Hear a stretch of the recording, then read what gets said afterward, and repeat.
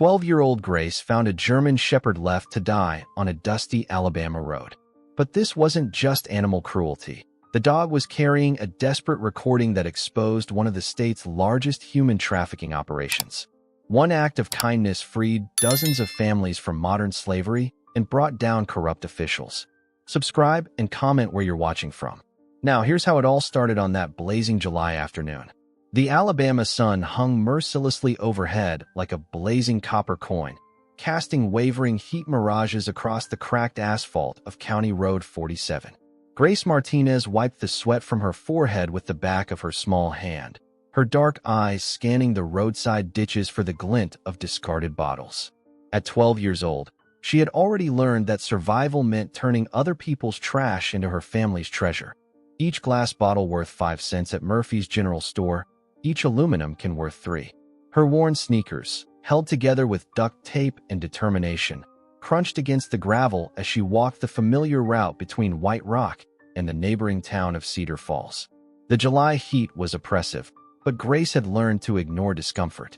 Growing up as the eldest daughter of Rosa Martinez, a hard-working laundress who took in clothes from 3 neighboring towns, had taught her that complaining about the heat wouldn't put food on the table or keep the lights on. Grace's appearance told the story of a child forced to grow up too fast.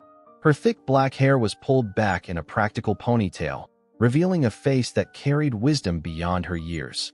High cheekbones inherited from her Mexican grandmother, and eyes that seemed to see everything with uncomfortable clarity. Her clothes, a faded yellow t-shirt and denim shorts, were clean but showed the telltale signs of hand-me-downs and careful mending. The distant rumble of an expensive engine broke through the summer silence. Grace instinctively stepped off the road, watching as a gleaming silver Mercedes-Benz approached through the heat shimmer. The car was completely out of place on this rural stretch, its polished chrome catching the sunlight like jewelry against the backdrop of dried cornfields and weathered fence posts. "What's someone like that doing out here?" Grace muttered to herself, crouching behind a cluster of prickly pear cactus that grew wild along the roadside. The Mercedes slowed to a stop about 50 yards ahead, its engine purring with expensive quietness. Grace watched as a man emerged from the driver's side. Tall, probably in his 40s, wearing a cream-colored linen suit that probably cost more than her mother made in 3 months. His salt and pepper hair was perfectly styled, and even from her hiding spot, Grace could see the glint of an expensive watch on his wrist. But it was what happened next that made Grace's blood run cold. The man opened the rear door of the Mercedes and pulled out a large German Shepherd by a thick rope. The dog was magnificent, its coat a rich blend of black and tan, its ears alert despite obvious exhaustion. The animal moved reluctantly, as if it sensed what was coming. "Easy, boy," the man said, his voice carrying a slight southern accent tinged with something else. Maybe guilt, maybe impatience. "This is for the best. You'll understand someday." Grace watched in horror as the man tied the rope around the trunk of a gnarled oak tree, its branches providing the only shade for miles. The German Shepherd whimpered softly, a sound that cut through Grace like a knife. The dog's brown eyes reflected a heartbreaking mixture of confusion and trust, still believing that his human would come back for him. "No, no, no," Grace whispered, her hands clenching into fists. "You can't just leave him here." The man patted the dog's head once, a gesture that seemed more about easing his own conscience than comforting the animal. Then he walked back to his Mercedes, not looking back as the engine roared to life. Within seconds, the expensive car was speeding away, leaving behind only a cloud of red dust and the soft whimpering of an abandoned animal. Grace waited until the Mercedes completely disappeared before emerging from her hiding spot. Her heart pounded with a mixture of anger and determination as she ran toward the oak tree. The German Shepherd looked up at her approach, tail wagging hesitantly, still hoping that humans might be kind. "Hey there, boy," Grace said softly, extending her hand for the dog to sniff. "I'm so sorry that happened to you. Nobody deserves to be thrown away like that." As she knelt beside the magnificent animal, something metallic caught her eye.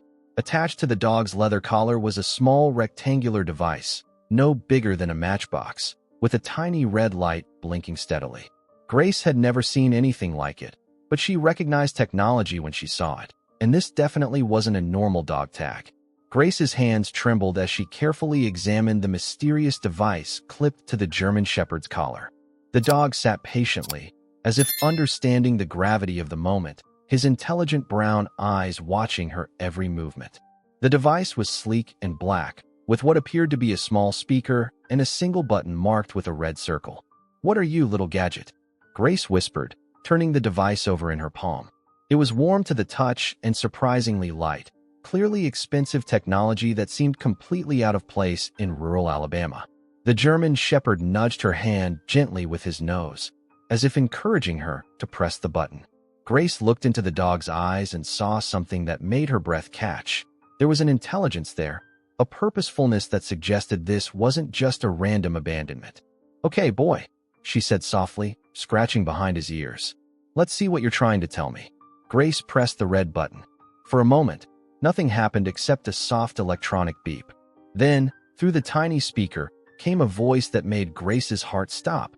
A woman's voice, desperate and broken, speaking through tears.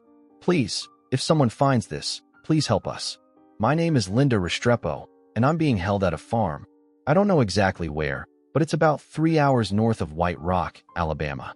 There are families here, working in the fields, and we can't leave. They say we owe money, but the debt never gets smaller no matter how hard we work." Grace pressed herself closer to the device, hanging on every word. The woman's voice carried a slight accent, maybe Colombian or Venezuelan, and the desperation in her tone was unmistakable. "This is Thunder," the voice continued, and the German Shepherd's ears perked up at hearing his name. "He was my companion before they brought me here. He knows the way back. I trained him to follow the scent trail. If you're hearing this, please don't let them find this recording. They watch us constantly, but Thunder escaped during a storm last week.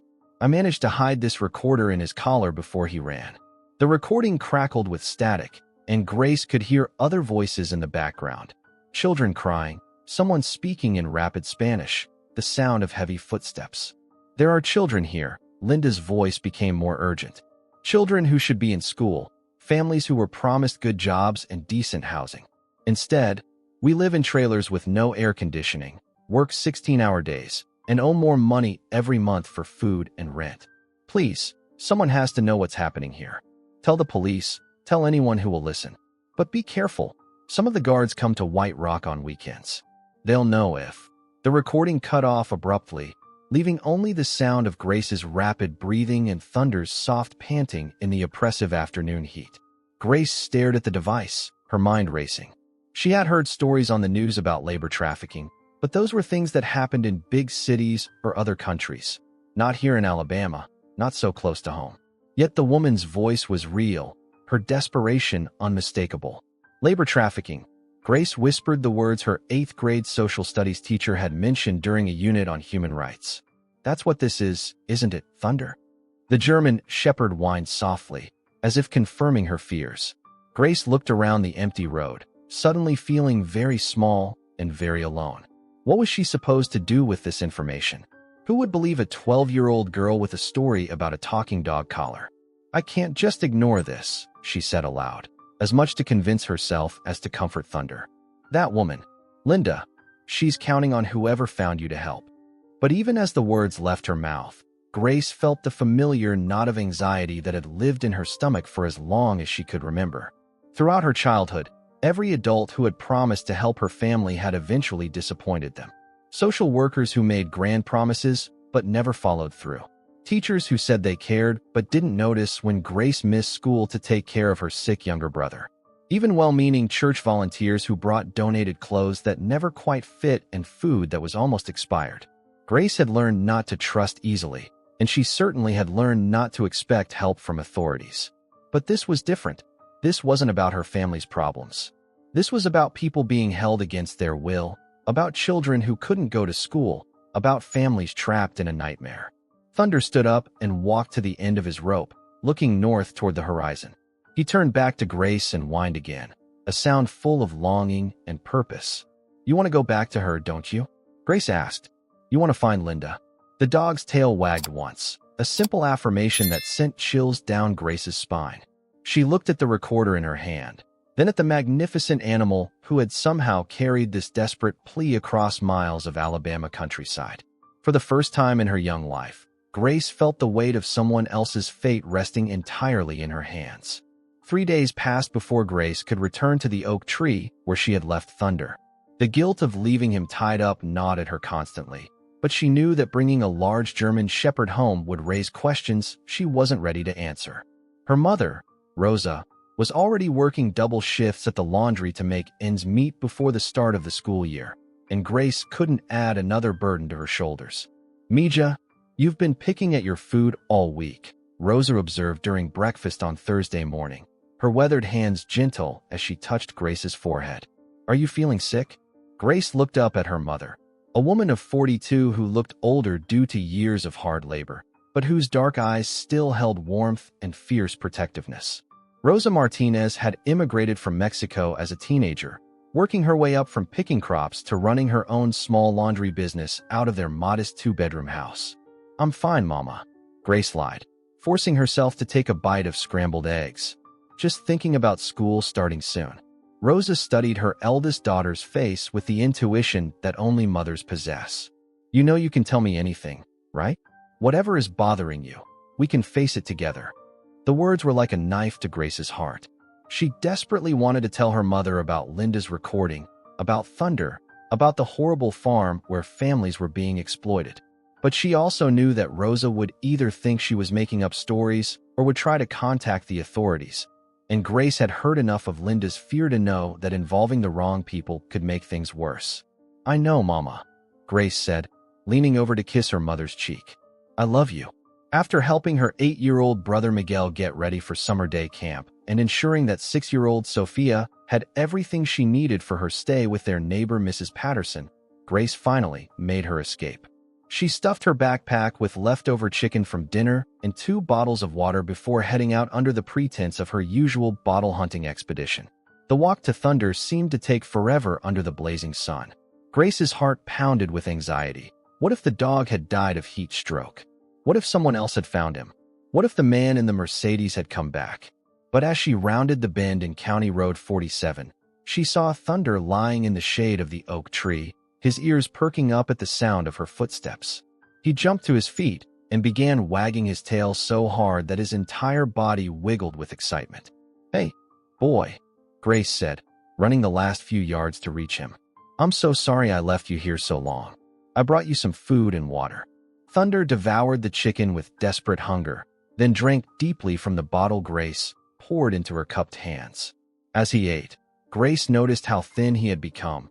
His ribs were beginning to show through his thick coat, and his eyes had taken on the hollow look of an animal pushed to its limits. "We need to figure this out," Grace said, settling into the shade beside him. "I can't keep leaving you here, and I can't take you home. But I also can't stop thinking about Linda and those families." Thunder finished drinking and came to sit directly in front of Grace, his intense gaze fixed on her face. It was as if he understood every word she was saying. Grace pulled out the digital recorder and played Linda's message again, watching as Thunder's ears swiveled toward the sound of his former companion's voice. "She said you know the way back," Grace said thoughtfully. "She said you could follow the scent trail. But how am I supposed to follow you without getting lost myself? And what happens if we find this place? I'm just a kid. I can't exactly call the police and say, 'Hey, I found a labor camp because a dog told me about it.'" Thunder stood up and walked to the end of his rope, pulling toward the north. Then he looked back at Grace and whined softly, a sound that was clearly meant to be communication. "You really want me to follow you, don't you?" Grace asked. "But what if it's dangerous? What if those guards Linda mentioned are watching the roads?" The German Shepherd returned to Grace's side and gently took her wrist in his mouth, not biting, but holding her hand with the careful pressure of a dog who had been trained to guide and protect. In that moment, Grace felt a connection she had never experienced before, a sense that this animal was trying to save someone he loved, just as she would do anything to protect her own family. "Okay," Grace said, her voice barely above a whisper. "But we have to be smart about this. I need to learn more about where we're going, and I need to figure out how to help Linda without making things worse." Over the next hour, Grace developed a plan that felt both terrifying and necessary. She would continue visiting Thunder every day, bringing him food and water while gaining his trust. She would use these visits to test whether he really could lead her toward the farm Linda had described. And most importantly, she would start paying attention to the adults in White Rock, watching for anyone who might be connected to whatever was happening at that remote location. The woman in the recording said some of the guards come to town on weekends, Grace told Thunder as she prepared to leave. That means someone in White Rock might know about this place. I just have to figure out who. Thunder whined softly as Grace untied his rope, but instead of running away, he stayed close to her side. It was clear that he understood she was trying to help, and that knowledge gave Grace a courage she had never felt before. Tomorrow, she promised him, scratching behind his ears one last time. Tomorrow we start figuring out how to save Linda and her family. As Grace walked back toward town, she felt the weight of responsibility settling on her shoulders like a heavy blanket. For the first time in her life, someone else's survival depended entirely on her actions. It was terrifying and overwhelming, but it was also the most important thing she had ever been asked to do. Grace's secret routine began the following Monday morning. After helping her mother sort the day's laundry delivery and ensuring her siblings were settled with their activities, she would slip away to visit Thunder. Each day, she brought him food scraps carefully saved from meals and fresh water in old mason jars. But more importantly, she began testing Linda's claim that Thunder knew the way back to the farm. "Come on, boy," Grace whispered during her third visit, untying Thunder's rope completely. "Show me which direction Linda is." Thunder immediately began walking north, his nose to the ground, following what appeared to be an invisible trail. Grace followed him for about a quarter mile before her nerve failed and she called him back. But it was enough to confirm that the dog definitely had a destination in mind, and it wasn't random wandering. During these visits, Grace also discovered that Thunder responded to specific commands in both English and Spanish. When she said "busker," search, his ears would perk up and he would begin sniffing the air with renewed intensity. When she said "casa," home, he would look toward the north with such longing that it broke Grace's heart. "You miss her, don't you?"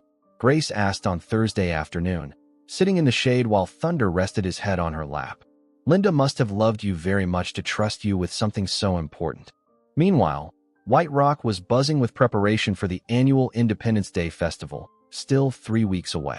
The celebration was the town's biggest event, drawing visitors from surrounding counties for a weekend of barbecue competitions, live music, and a massive fireworks display. Grace normally looked forward to the festival. It was one of the few times her family could afford to enjoy entertainment and special food. But this year, the cheerful preparations felt surreal against the backdrop of her secret mission. It was during these festival preparations that Grace began to notice things that had never seemed important before. On Friday morning, while helping her mother deliver clean linens to Murphy's General Store, she overheard a conversation that made her blood run cold. "Joe's been bringing in those cheap vegetables again," said Mrs. Henderson, the store owner's wife. "Tomatoes, peppers, squash, all perfect quality, but he's selling them for half what they should cost. Makes the rest of us look like we're price gouging." "Where's he getting produce that cheap?" asked another customer, a thin woman Grace recognized from church. "Says he's got a direct deal with some big farm operation north of town," Mrs. Henderson replied, lowering her voice. "Pays the workers next to nothing, probably. But the prices are so good, I can't afford not to buy from him." Grace's hands trembled as she folded towels, remembering Linda's desperate voice describing endless work for wages that never covered their mounting debts. Could this Joe be connected to the farm where Linda was trapped? "Mama," Grace said carefully as they walked home. "Who is this Joe they were talking about?" Rosa frowned slightly. "Joe Brennan. He's got a produce truck, comes to town twice a week." "Why do you ask, Mija?" "Just curious," Grace said, but her mind was racing. She needed to see this Joe Brennan for herself, to determine if he might be one of the guards Linda had mentioned. Her opportunity came the following Tuesday. Grace had just finished her morning visit with Thunder when she heard the rumble of a large truck approaching on County Road 47. She quickly ducked behind the oak tree, pulling Thunder down beside her, as a white pickup truck with wooden side panels drove past. Through the slats, she could see crates of fresh vegetables, and behind the wheel sat a man who looked exactly like what Grace imagined a guard would look like. Thick-set, with sun-weathered skin and cold, calculating eyes. The truck was heading toward White Rock, which meant Grace had about 30 minutes before it would return this way. Without thinking twice, she untied Thunder completely. "This is it, boy," she whispered. "Show me where they took Linda." Thunder immediately began trotting north, following a path that paralleled the main road, but stayed hidden in the scrub brush and trees. Grace had to run to keep up with his determined pace, her heart pounding with a mixture of excitement and terror. They traveled for almost 2 hours, with Thunder occasionally stopping to sniff the air before changing direction slightly. Finally, Thunder crouched low and began moving more cautiously. Grace followed his lead, crawling on her hands and knees through thick underbrush until they reached the top of a small hill. What she saw in the valley below made her stomach drop. The farm spread out like a scene from a nightmare. Rows of vegetables stretched toward the horizon, tended by dozens of people working under the blazing sun. But these weren't ordinary farm workers. Grace could see armed men stationed at regular intervals, watching the laborers with the intensity of prison guards. In the distance, she spotted a cluster of old trailers that looked like they might house 50 people in conditions that couldn't possibly be legal. "Oh my God," Grace whispered, her voice barely audible. Linda was telling the truth. Thunder whined softly and nudged Grace's shoulder, as if urging her to keep looking. Through a pair of old binoculars she had brought, Grace studied the faces of the workers. Most appeared to be Hispanic families, men, women, and heartbreakingly, children who looked no older than her brother Miguel. They moved with the exhausted resignation of people who had given up hope. And then Grace saw her, a woman in her 30s with long dark hair tied back in a ponytail, working in a row of tomato plants near one of the guard stations. Even from this distance, Grace could see the woman occasionally glance toward the hills, as if still hoping for rescue. "That's her, isn't it?" Grace asked Thunder. "That's Linda." Thunder's tail wagged once, a subdued confirmation that sent chills down Grace's spine. Grace watched for another hour, documenting everything she could see: the number of guards, the working conditions, the living quarters, the routine of the operation.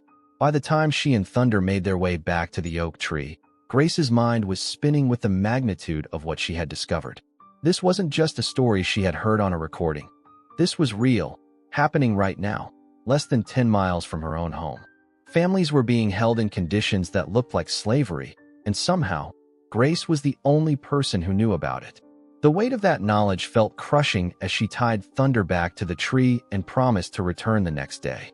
As she walked home, Grace realized that her childhood had officially ended. She was no longer just a girl collecting bottles to help her family. She was now the keeper of a secret that could mean life or death for dozens of innocent people. Father Anthony Rodriguez arrived in White Rock on a sweltering Wednesday morning in mid-July, driving a beat-up Honda Civic that looked distinctly out of place next to the pickup trucks and older sedans that dominated the church parking lot. At 28 years old, he was the youngest priest the town had seen in decades, and his appearance immediately set him apart from his predecessor. Where Father McKenna had been a heavy-set man with traditional views, Father Anthony was lean, energetic, and carried himself with the idealistic determination of someone who believed the church could change the world. Grace first encountered him on Saturday afternoon when her mother sent her to the church to drop off freshly laundered altar cloths. She found the young priest in the sanctuary, standing on a ladder while attempting to repair a broken ceiling fan.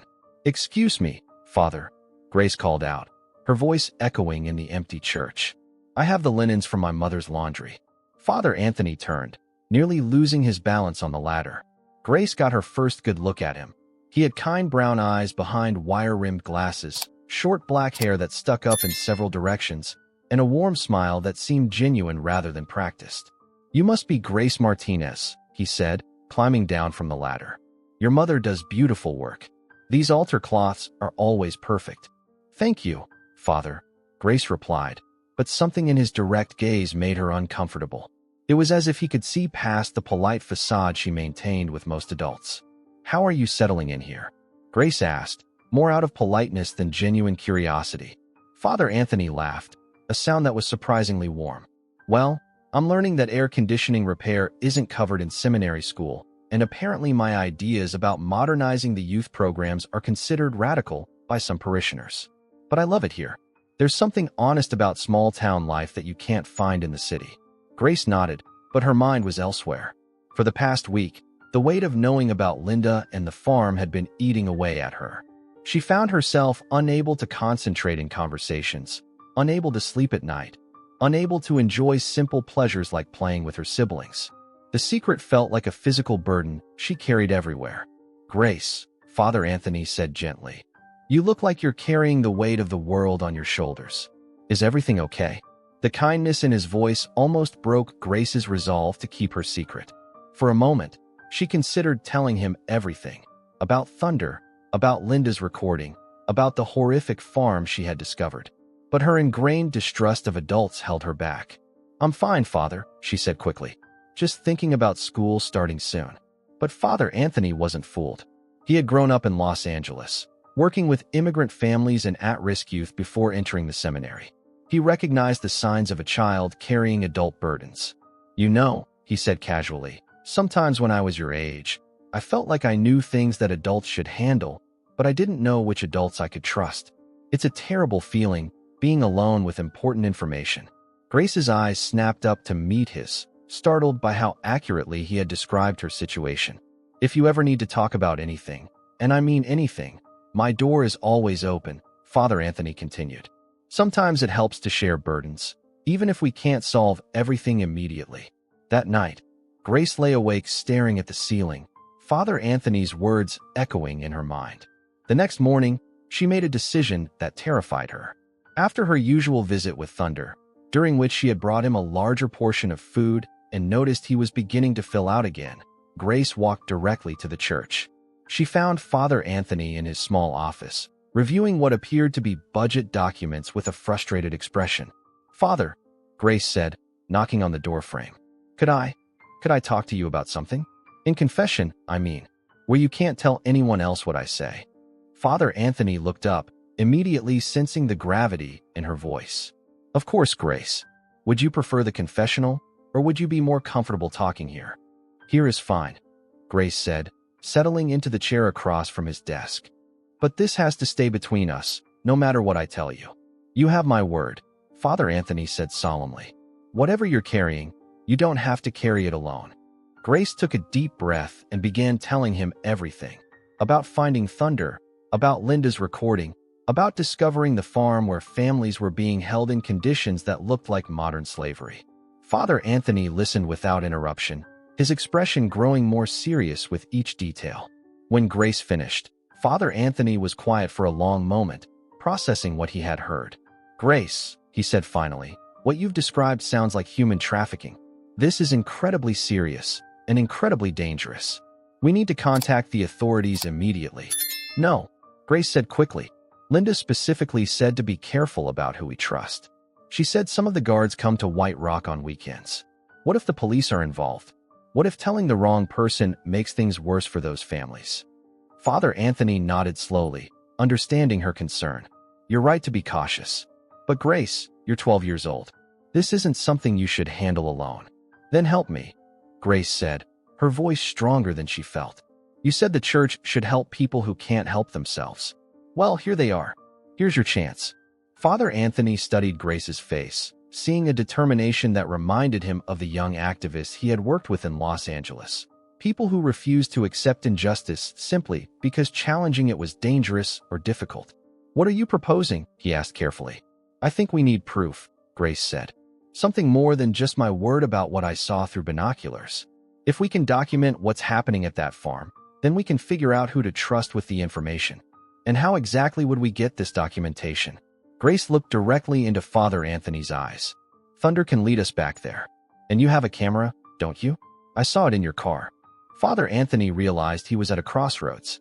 He could insist on involving the authorities immediately, risking Grace's trust and potentially endangering the families at the farm. Or he could trust this remarkable young girl's instincts and help her gather the evidence they would need to ensure justice was actually served. "This is incredibly dangerous, Grace," he said finally. "If we're caught at that farm, we could both be in serious trouble. And if these people are as dangerous as you think, they might hurt us to protect their operation." "But if we don't do anything," Grace replied, "those families will never be free. Linda's been waiting for someone to help her, and now someone finally knows. We can't just abandon her." Father Anthony looked at this 12-year-old girl who was asking him to risk everything for strangers she had never met, and he realized that he was witnessing true moral courage, the kind that didn't wait for permission or guarantees, but acted because action was necessary. "Okay," he said quietly. "Let's figure out how to help Linda and her family.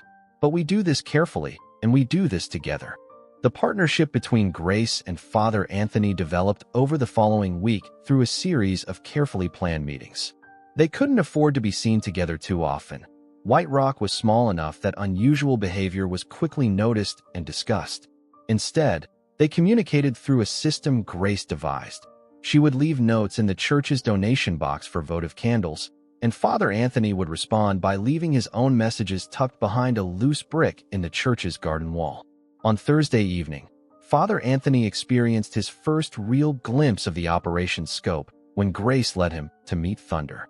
The priest had been skeptical about the dog's supposed ability to navigate back to the farm, but watching Thunder's immediate response to Linda's recorded voice convinced him that Grace had been telling the truth about everything. "This is incredible," Father Anthony whispered as Thunder pulled toward the north with obvious purpose. "He really does know where he's going." "Linda trained him well," Grace replied, scratching Thunder's ears. She must have loved him very much to trust him with something so important. Father Anthony studied the digital recorder, examining its construction with the careful attention of someone who understood technology. "This is expensive equipment, Grace. Professional grade. Whoever Linda worked for before she ended up at that farm, they had money." "What do you think that means?" "I think it means this operation might be bigger and more sophisticated than we initially thought," Father Anthony said grimly. "People don't invest in high-tech equipment for small-scale crimes." Over the weekend, while the town prepared for the upcoming Independence Day festival, Grace and Father Anthony refined their plan. The festival would provide perfect cover for their mission, with thousands of visitors in town and celebrations lasting until well past midnight. Their absence was less likely to be noticed. "The guards will probably be distracted by the festivities," Father Anthony reasoned during one of their secret meetings in the church basement. "If some of them do come to town on weekends like Linda said, they'll be focused on enjoying themselves, not watching for infiltrators." Grace had been thinking about the logistics constantly. "We'll need to go at night, after the fireworks start. That's when everyone will be either at the festival or watching from their porches. And we'll need supplies, water, food, first aid kit, maybe some kind of communication device in case we get separated." "I've been thinking about that," Father Anthony said. "My brother-in-law is a journalist in Birmingham. He's been investigating labor trafficking for years, and he has contacts with federal agencies that specialize in these cases. If we can get solid evidence, he can help us get it to the right people. People who can't be bought or intimidated by local corruption." The mention of federal involvement both excited and terrified Grace. She had never imagined her discovery could lead to something so significant. "Father," Grace said hesitantly, "what if we're wrong? What if this isn't as bad as it looks? What if we get those families in trouble by involving the government?" Father Anthony considered the question carefully. "Grace, I've seen enough injustice to know that doing nothing is always worse than taking action. Those people Linda described, working without fair wages, unable to leave, children not in school, that's not a gray area. That's exploitation, and it's illegal regardless of how the perpetrators try to justify it." Their planning was interrupted on Monday morning when Grace made a disturbing discovery during her regular visit with Thunder.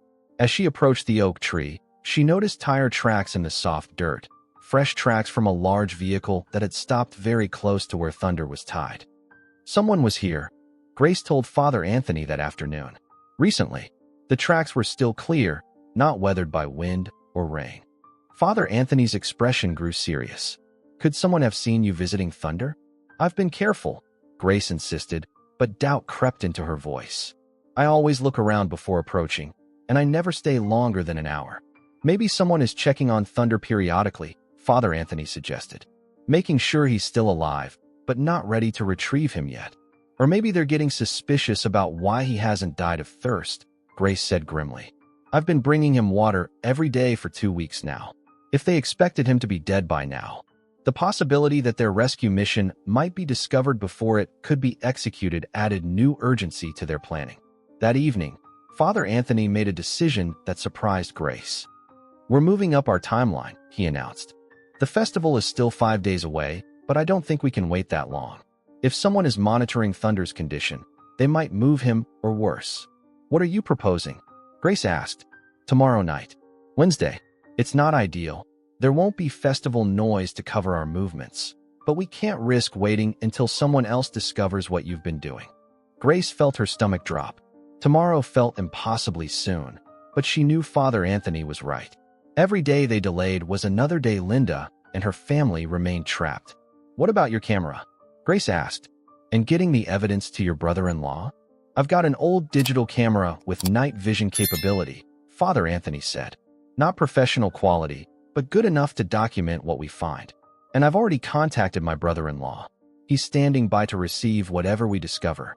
That night, Grace lay awake running through every possible scenario in her mind. What if they got lost following Thunder in the dark? What if the guards were more alert than expected? What if Thunder couldn't actually lead them back to the farm? What if they were caught and arrested, leaving Linda and her family with no hope of rescue? But underneath all her fears, Grace felt something she had never experienced before, a sense of purpose that transcended her own safety or comfort. For the first time in her life, she was doing something that mattered beyond her immediate family, something that could change other people's lives in a fundamental way. The next morning, Grace went through her normal routine with extra care, knowing it might be the last ordinary day she would have for a while. She helped her mother with the laundry, played with Miguel and Sophia, and even baked cookies with Mrs. Patterson, all while her mind raced with anticipation and terror about the night ahead. As evening approached, Grace realized that regardless of what happened during their mission to the farm, she would never be the same person she had been before finding Thunder. The girl who had walked along County Road 47 looking for bottles to sell was gone forever, replaced by someone who understood that sometimes ordinary people had to do extraordinary things simply because no one else would. Wednesday night arrived with an oppressive humidity that made the air feel thick as cotton. Grace slipped out of her house at 11:30 p.m., after waiting for what felt like hours to ensure her mother and siblings were deeply asleep.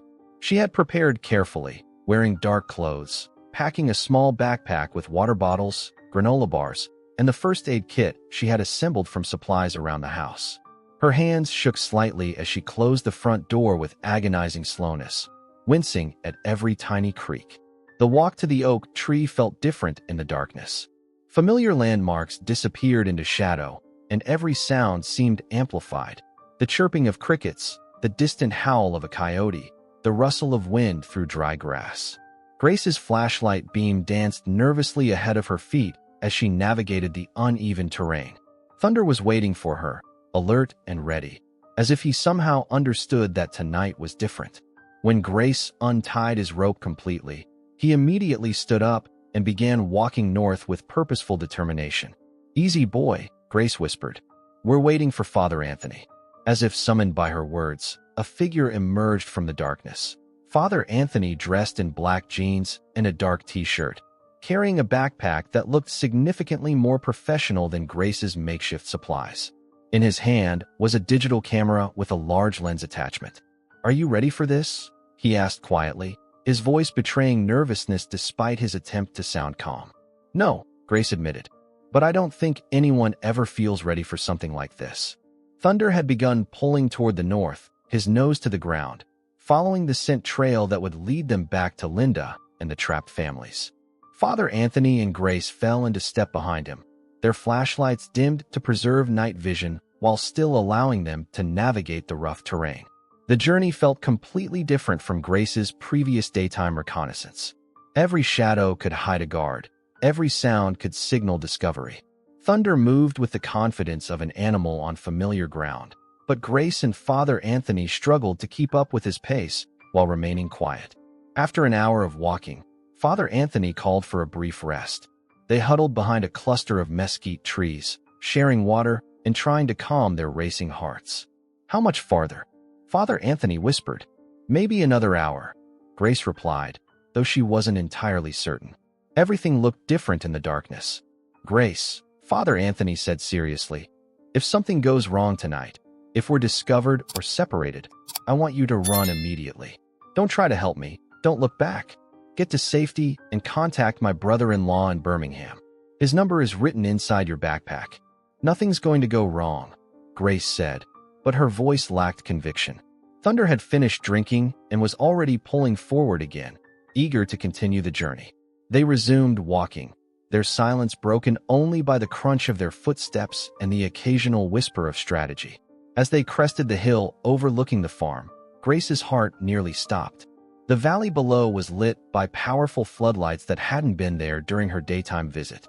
The entire operation was visible in harsh detail: rows of crops, the cluster of trailers, guard stations positioned at strategic intervals. But most shocking of all, people were still working.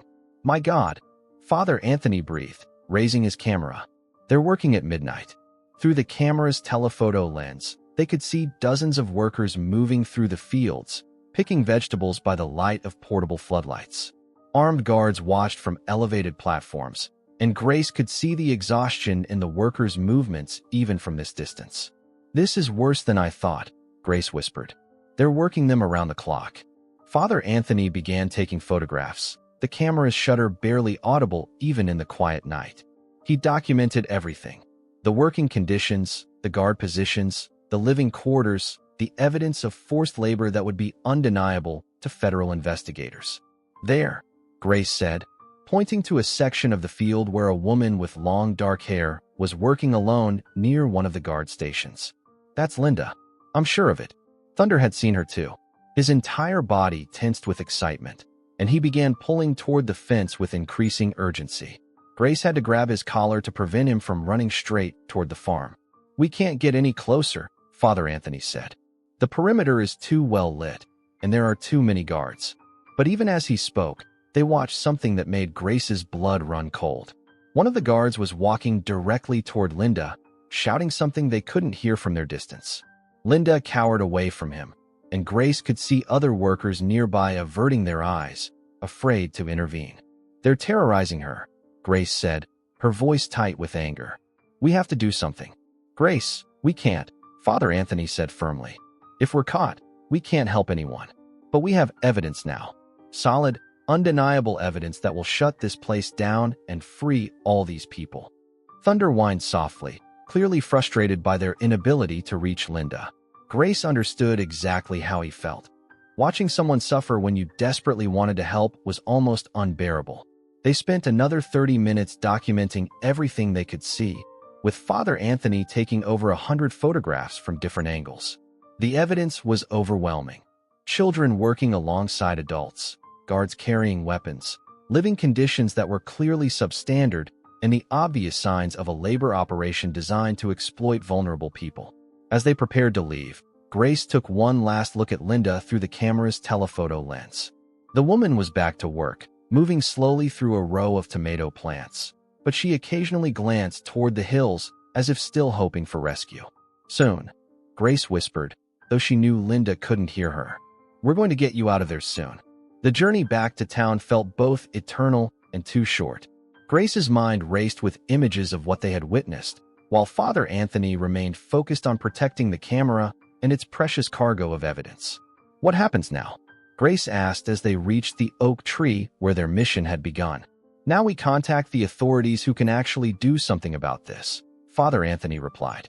"Federal agents who specialize in human trafficking, people who can't be intimidated or bought off by local corruption." "How long will it take?" "I don't know," Father Anthony admitted. "Federal investigations can take weeks or months to organize properly. But Grace, what we saw tonight, that evidence will shut down this operation and free those families. You did something incredible tonight." As Grace walked home through the pre-dawn darkness, she felt a complex mixture of emotions. Pride in what they had accomplished, terror about what might happen if their mission was discovered, and overwhelming sadness for Linda and the other families who would have to endure more weeks or months of exploitation before help arrived. But most of all, Grace felt a profound sense of transformation. The frightened 12-year-old who had found Thunder 2 weeks ago was gone, replaced by someone who had looked injustice in the face and refused to turn away. Whatever happened next, Grace knew she would never again be able to ignore suffering simply because helping was dangerous or difficult. The next morning brought an unexpected development that shattered Grace's fragile sense of security. She was helping her mother hang laundry on the backyard clothesline when Mrs. Patterson appeared at their fence, her weathered face creased with worry. "Rosa," Mrs. Patterson called out. "Did Grace come home late last night? I thought I saw someone walking past my window around 2 in the morning, and it looked like it might have been her." Grace's blood turned to ice. Mrs. Patterson was their elderly neighbor who watched Sophia during the day, a kind woman, but one who noticed everything that happened on their quiet street. "Grace was in bed all night," Rosa replied. But Grace could hear the question in her mother's voice as she turned to look at her eldest daughter. "Weren't you, Mija?" "Yes, Mama," Grace said quickly, but she could feel her mother's penetrating gaze studying her face for signs of deception. Mrs. Patterson shrugged apologetically. "Must have been someone else then. These old eyes aren't what they used to be. But be careful, Rosa. There's been talk around town about strangers asking questions, people who don't belong here." After Mrs. Patterson left, Rosa continued hanging clothes in silence, but Grace could feel the weight of her mother's suspicion. Finally, Rosa spoke without looking at her daughter. "Grace, I've raised you for 12 years, and I know when you're keeping secrets from me. Your clothes have been dirty with red clay that doesn't exist anywhere near our neighborhood. You've been distracted and anxious for weeks. And now Mrs. Patterson thinks she saw you walking around at 2 in the morning." Grace's carefully constructed facade began to crumble. "Mama, I can't." "Yes, you can," Rosa interrupted, finally turning to face her daughter. "Whatever is happening, whatever trouble you think you're protecting me from, we face it together. That's what families do." Before Grace could respond, the sound of approaching vehicles made them both look toward the street. 2 black SUVs with government plates were pulling up in front of their house, followed by a white van marked FBI. Grace's heart hammered against her ribs as she realized their midnight mission had somehow been discovered. Father Anthony emerged from the lead SUV, accompanied by a tall woman in a dark suit and several other official-looking people. Grace had never seen the priest look so serious, and when he spotted her in the backyard, his expression was grim with urgency. "Mrs. Martinez," the woman in the suit called out, approaching the fence. "I'm Special Agent Sandra Martinez with the FBI Human Trafficking Task Force. We need to speak with your daughter immediately." Rosa instinctively moved closer to Grace, her protective instincts overriding her confusion. "What is this about? What has Grace done?" "She hasn't done anything wrong," Agent Martinez said quickly. "In fact, she may have helped us uncover one of the largest labor trafficking operations in Alabama. But right now, her safety is our primary concern." Grace found her voice. "What do you mean, my safety?" Father Anthony stepped forward. "Grace, the photographs we took last night, we sent them to federal authorities immediately. Within hours, they had identified the location and begun organizing a rescue operation. But someone leaked information about the investigation." Agent Martinez nodded grimly. "We have reason to believe that people connected to the trafficking operation know that their location has been compromised. They may also know who provided the information." Rosa looked between her daughter and the federal agents, her confusion giving way to fierce maternal anger. "Grace Maria Martinez, what have you gotten yourself involved in?" For the first time in weeks, Grace told the complete truth. Standing in her backyard surrounded by FBI agents, she explained everything: finding Thunder, discovering Linda's recording, witnessing the farm where families were held in forced labor, and the midnight mission that had gathered evidence of the operation. Rosa listened in stunned silence, her face cycling through disbelief, terror, and finally, a pride that surprised Grace. "You did all this to help strangers?" Rosa asked quietly. "They needed help, Mama," Grace replied. "No one else knew about them." Agent Martinez interrupted the family moment. "Mrs. Martinez, we need to relocate you and your family immediately. Our investigation has revealed that this trafficking operation has connections throughout the region, including some local officials. Until we can guarantee your safety, you can't stay here." "Relocate where?" Rosa demanded. "A safe house in Montgomery, at least until we can execute the rescue operation and arrest the primary suspects," Agent Martinez explained. "We understand this is disruptive, but Grace's actions have put her at significant risk." Grace felt the weight of responsibility crushing down on her again. Not only had she endangered herself, but now her entire family was being uprooted because of her decisions. "How long?" Grace asked. Possibly several weeks, Agent Martinez admitted. We want to coordinate with other federal agencies to ensure we arrest everyone involved, not just the people running this particular farm. Rosa was quiet for a long moment, processing the magnitude of what her 12-year-old daughter had uncovered. Finally, she looked at Grace with an expression that mixed exasperation with fierce pride. "Mija," she said softly, "next time you decide to take on human traffickers, maybe discuss it with your mother first?" Despite the tension, Grace almost smiled. "There won't be a next time, Mama." "I hope not," Rosa replied. "But knowing you, I'm not making any bets." Agent Martinez stepped forward again. "We need to leave within the hour. Pack essential items only: clothes, medications, important documents. Everything else will be here when you return." As they hurried inside to pack, Father Anthony pulled Grace aside. "Grace," he said quietly, "I want you to know that what you did, what we did together, it's going to save dozens of lives. Linda and her family, all those other families, the children who should be in school instead of working in fields. None of them would have been freed without your courage.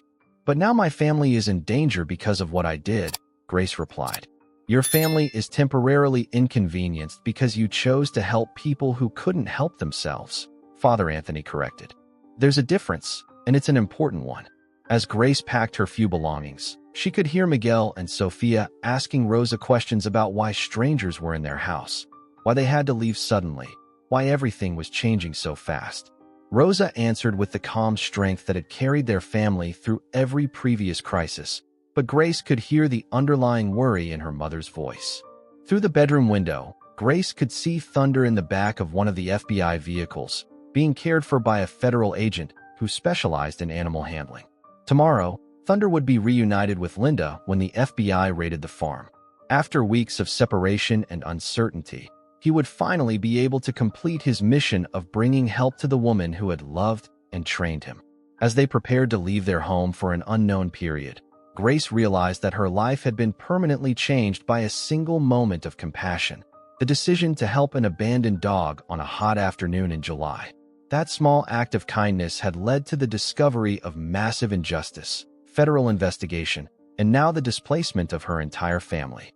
But as frightening as the uncertainty was, Grace knew she would make the same choice again. Some things were more important than safety or comfort, and helping Linda and her family was definitely one of those things. The Safe House in Montgomery was a nondescript two-story home in a middle-class neighborhood, surrounded by a privacy fence and equipped with security cameras that Grace noticed immediately. For 3 days, the Martinez family lived in a strange suspension of normalcy. Miguel and Sophia watched cartoons and played board games as if they were on vacation, while Rosa cleaned obsessively to manage her anxiety, and Grace stared out windows wondering what was happening back in White Rock. On Saturday morning, Agent Martinez arrived with news that made Grace's heart race. "The operation begins in 2 hours, she announced, settling into the Safe House's living room with a folder full of documents. "We've coordinated with multiple agencies: FBI, Department of Labor, Immigration and Customs Enforcement, and the Alabama Bureau of Investigation. We're hitting 3 locations simultaneously: the main farm where you gathered evidence, a processing facility in Huntsville, and a house in Birmingham where we believe the operation's financial records are kept." Grace sat forward eagerly. "What about Linda and her family? What about Thunder?" "Thunder will be part of the operation," Agent Martinez explained. "We're hoping he can help us identify Linda quickly in what's likely to be a chaotic situation. There are probably 60 to 80 people at that farm, and we need to separate victims from potential perpetrators as efficiently as possible." Rosa spoke up from the kitchen where she was preparing lunch. "How long before we know if everyone is safe?" "The raids should be completed by evening," Agent Martinez replied. "But processing all the victims and suspects will take days. We're setting up temporary shelters, arranging medical care, contacting family members in other states or countries. It's a massive logistical operation." Grace spent the afternoon in agony, imagining every possible scenario. What if the guards had been tipped off and moved the families? What if there was violence during the raid? What if something happened to Thunder or Linda? At 6:47 p.m., Agent Martinez's phone rang. Grace watched the agent's face carefully, looking for any hint about how the operation was progressing. "Yes," Agent Martinez said into the phone. Understood. How many? A pause. And casualties? Another pause. Then what might have been relief. Excellent. We'll be there within the hour. She hung up and turned to face the Martinez family with the first genuine smile Grace had seen from her. It's over, Agent Martinez announced. All 3 locations secured, no injuries to law enforcement or victims. 73 people freed from the main farm, including 22 children.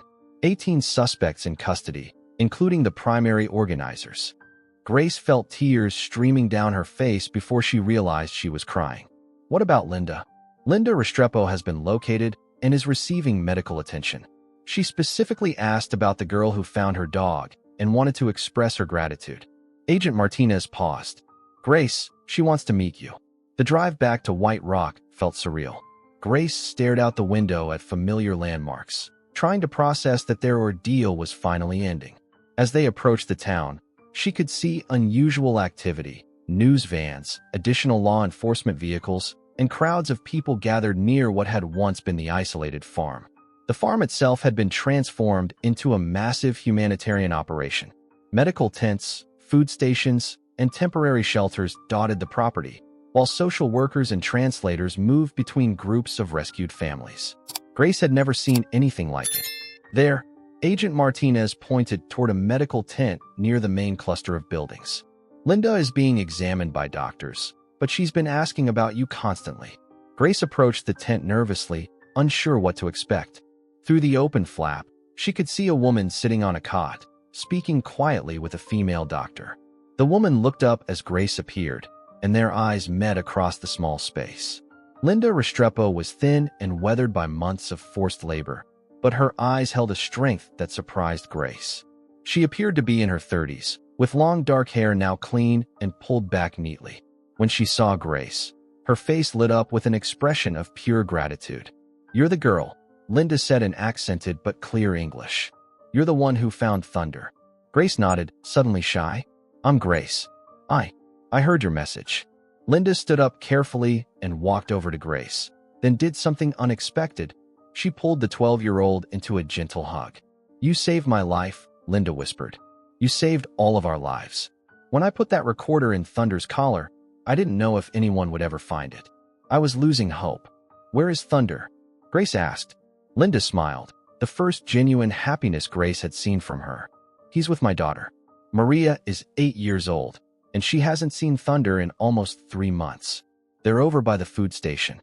Linda led Grace across the temporary camp to where a young girl was sitting on the ground, her arms wrapped around Thunder's neck. The dog looked healthier than Grace had seen him since the day she first found him. His coat was shiny, his eyes bright, and his tail wagged constantly as Maria whispered to him in Spanish. Maria, Linda called softly. I want you to meet someone very special. The little girl looked up with eyes that were exact copies of her mother's.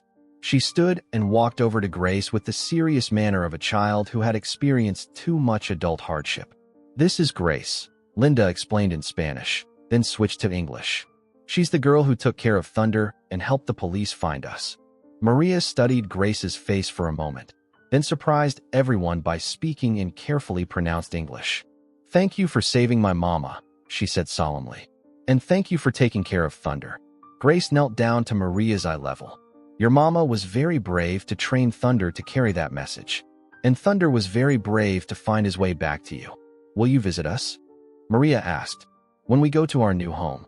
Linda explained that she and Maria, along with most of the other rescued families, would be relocated to other parts of the country where they could start fresh lives with the help of social services and victim assistance programs. I don't know where we'll be living yet, Linda said, but I promise we'll stay in touch. You'll always be part of our family's story. As the sun set over the camp, Grace sat with Linda, Maria, and Thunder, listening to stories about their life before the trafficking operation. Linda had been a veterinary assistant in Colombia before coming to the United States with dreams of a better life for her daughter. Instead, they had been trapped in a nightmare of debt bondage that might have lasted for years without intervention. The hardest part, Linda explained, was watching Maria forget what normal childhood looked like. She stopped playing, stopped asking questions, stopped smiling. I was so afraid she would grow up thinking that this was how life was supposed to be. Grace looked at Maria, who was now laughing as Thunder performed tricks he remembered from his training. The transformation was remarkable. The serious, guarded child from an hour ago had been replaced by a giggling 8-year-old who was finally free to act her age. "What will happen to the people who did this?" Grace asked. "They'll go to prison for a very long time," Agent Martinez replied, joining their conversation. "Federal charges for human trafficking carry sentences of 15 years to life. The evidence you and Father Anthony gathered was crucial to building cases that will stick." As the evening progressed, Grace met other rescued families, parents who thanked her through translators, children who were slowly beginning to believe they were truly safe, elderly relatives who had been forced to work despite health problems that should have kept them in medical care. Each story reinforced Grace's understanding that her decision to help Thunder had been about much more than rescuing one dog or even one woman. It had been about recognizing that some injustices are too large to ignore, even when fighting them seems impossible. When it was time to leave, Maria hugged Grace tightly. "I'm going to learn to read and write better in English," Maria promised. "And when I grow up, I want to help people like you helped us." Grace realized that this was how change really happened, not through grand gestures or famous heroes, but through ordinary people who decided that someone else's suffering mattered enough to risk their own safety and comfort. 6 months later, Grace stood at the podium in the Alabama State Capitol building, looking out at an audience that included state legislators, federal officials, journalists, and advocates for human trafficking victims. At 13 years old, she had become an unlikely spokesperson for anti-trafficking efforts, invited to speak at conferences and policy meetings across the Southeast. But today's event was special, the signing of new legislation that would strengthen protections for agricultural workers and increase penalties for labor trafficking. "When I found Thunder on that July afternoon," Grace began, her voice stronger and more confident than it had been 6 months earlier, "I thought I was just helping an abandoned dog. I had no idea that one small act of compassion would lead to the rescue of 73 people or change the direction of my entire life." In the front row sat her family, Rosa beaming with pride, Miguel and Sophia fidgeting but trying to look grown-up for their sister's big moment. Father Anthony was there too, along with Agent Martinez and several other federal officials who had become part of Grace's extended support network. But the most important audience members were Linda and Maria Restrepo, now living in Atlanta, where Linda worked as a veterinary technician while studying to recertify her Colombian credentials. Maria was enrolled in elementary school and thriving academically, her natural intelligence finally given the opportunity to flourish. "The families who were rescued from that farm have taught me that heroism isn't about being fearless," Grace continued. "It's about doing what's right even when you're terrified." Linda Restrepo was heroic when she trained Thunder to carry her message for help. The other families were heroic when they supported each other through months of exploitation. And sometimes, heroism is just refusing to walk past suffering because it's not your problem. After her speech, Grace was surrounded by reporters and officials wanting to discuss her experience, but she made her way through the crowd to reach Linda and Maria. Thunder, now officially Maria's service dog, wagged his tail as Grace approached. "How are you adjusting to Atlanta?" Grace asked Linda. "It's wonderful," Linda replied, her English much more fluent after months of classes. "Maria loves her school, I love my work, and we have an apartment with air conditioning and windows that open. Simple things, but they feel like miracles after what we experienced." Maria, now 9 and full of confidence that had been impossible during her captivity, tugged on Grace's sleeve. "I wrote you a letter," she said, pulling a carefully folded piece of paper from her pocket. "It's about what I want to be when I grow up." Grace unfolded the letter and read Maria's careful handwriting. "I want to be like Grace and help people who are trapped and scared. I want to study law and work with the FBI to stop bad people from hurting families like mine." "That's a wonderful goal," Grace said, kneeling down to Maria's level. "And I think you'll be amazing at it. Will you help me learn?" Maria asked. "When I'm older and ready for college?" "Of course," Grace promised. "We'll figure it out together." Over the past 6 months, Grace's own future had come into focus with remarkable clarity. Her experience with the trafficking case had introduced her to a world she hadn't known existed: federal law enforcement, victim advocacy, policy reform, and international human rights work. She was already taking advanced courses in Spanish and had begun corresponding with anti-trafficking organizations in other countries. But perhaps more importantly, Grace had learned to balance her natural tendency toward impulsive action with strategic thinking and collaboration. Her partnership with Father Anthony had taught her that fighting injustice was more effective when done as part of a team, and her relationship with federal agents had shown her how individual courage could be amplified through institutional support. Grace, Agent Martinez approached as the official ceremony began winding down. I wanted to let you know that the last of the traffickers was sentenced yesterday. The ring leader received 25 years in federal prison. What about the local officials who were involved? Grace asked. 3 county commissioners and the former mayor of White Rock are facing federal corruption charges. The trials start next month. Agent Martinez paused. Your hometown is going to have to rebuild its local government almost from scratch, but that's not necessarily a bad thing. Grace nodded, thinking about White Rock's transformation over the past 6 months. The corruption scandal had initially shaken the community's confidence, but it had also galvanized residents to become more engaged in local politics.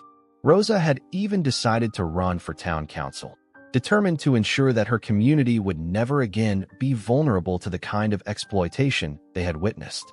As the afternoon progressed, Grace found herself in conversation with other young activists who had been invited to the legislative event. She met teenagers who were fighting human trafficking in their own communities, advocating for immigrant rights, and working to reform labor laws. For the first time, Grace realized she was part of a much larger movement of young people who refused to accept injustice as inevitable. The thing about being 13, said Maya Chan, a 15-year-old from Birmingham who is advocating for better protections for domestic workers, is that adults either dismiss you completely or they put you on a pedestal as some kind of amazing child prodigy. Both reactions miss the point. What is the point? Asked Grace. That we're not special, Maya replied. We're just willing to act on what we know is right. Any kid our age could do what we're doing if they decided that other people's suffering mattered more than their own comfort. As the official event concluded, Grace walked with her family through the corridors of the state capitol building, marveling at how much her world had expanded since that July afternoon when she had found Thunder. The girl who had been afraid to trust adults, afraid to ask for help, afraid to believe that her actions could make a difference, was gone forever. In her place was a young woman who understood that real change happened through the accumulation of small, brave choices. The choice to help an abandoned dog, the choice to listen to a desperate message, the choice to trust an idealistic priest, the choice to act even when the consequences were unknown. But Grace also understood that her story was just beginning. Linda and Maria were building new lives in Atlanta, but there were thousands of other families still trapped in situations of exploitation and abuse.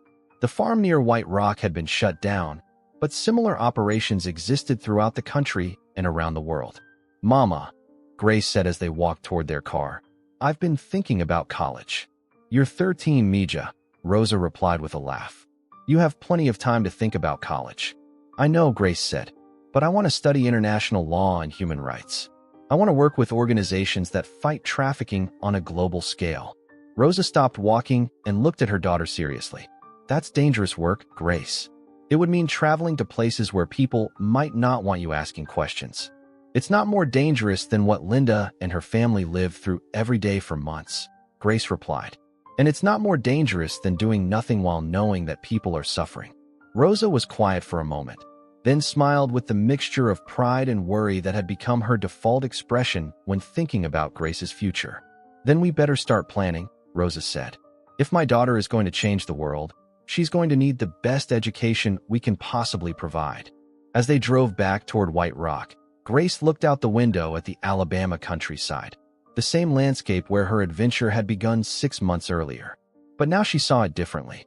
Instead of just seeing fields and farms, she saw the complex network of economic relationships, power structures, and human vulnerabilities that made exploitation possible. More importantly, she saw the potential for change. Every farm could be a place where workers were treated with dignity. Every community could be a place where residents looked out for each other. Every young person could be someone who refused to accept injustice as inevitable. Grace's phone buzzed with a text message from Maria. Thunder says hello, and he misses you. Also, I got an A on my book report about heroes. I wrote about you. Grace smiled and typed back, "You're the hero, Maria. I can't wait to see what you accomplish." As the sun set over the Alabama hills, Grace reflected on the lesson that had become the foundation of her life. That ordinary people, when they chose to act with courage and compassion, could accomplish extraordinary things. She had learned this lesson from an abandoned German Shepherd, a desperate woman's recorded plea, and her own decision to care about strangers she had never met. But most importantly, Grace had learned that heroism wasn't a single dramatic moment.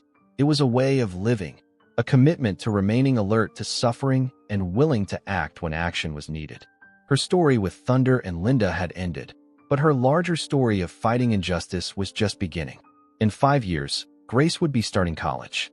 In 10 years, she would be working with international human rights organizations.